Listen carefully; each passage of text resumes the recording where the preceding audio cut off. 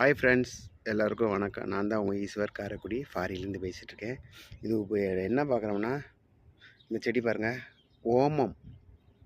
இங்கே நாங்கள் வயிறு வலிச்சா சுடுதண்ணியில் போட்டு கொதிக்க வச்சுட்டு ஓமம் குடிப்போம். அதில் உள்ள விதையை எடுத்து போட்டு இவ்வளோ அழகாக முளைச்சிருச்சு பாருங்கள். அது பார்த்தா பாருங்கள், இவ்வளோ பூவே வந்துருச்சு பாருங்கள். ஓமம் செடி சும்மா விதையை எடுத்து சும்மா லைட்டாக போட்டு விட்டேன், முளைக்குமான்னு ஒரு டவுட்டில் போட்டேன். அழகாக முளைச்சி பூவெலாம் வந்துருச்சு.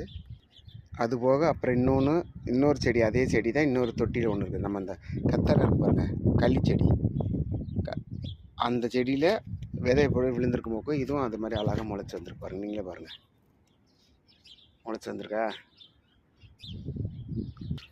ஊர்லேருந்து வாழைக்கட்டை கொண்டு வந்து நட்டு வச்சோம். இங்கே பனியாக இருக்கும், வரவே இல்லை. ஆனால் இப்போ தான் கொஞ்சம் கொஞ்சம் துளுத்து பச்சை வருதுன்னு நினைக்கிறேன். தொட்டியில் வச்சுருக்கோம். தொட்டியில் வச்சுட்டு அதுக்கப்புறம் மண்ணில் நட்டு வைக்கணும். வாழை மரம் ஊர்லேருந்து கொண்டு வந்தது, இந்தியாவிலேருந்து கொண்டு வந்தது. பச்சை இதான் நீங்கள் பாருங்கள். ஓகே ஃப்ரெண்ட்ஸ், நம்மளோட சேனல் பிடிச்சிருந்தா ஈஸ்வர் காரைக்குடி எனக்கு லைக் பண்ணுங்கள், கமெண்ட் பண்ணுங்கள், சப்போர்ட் பண்ணுங்கள். அவங்க வந்துருக்கு.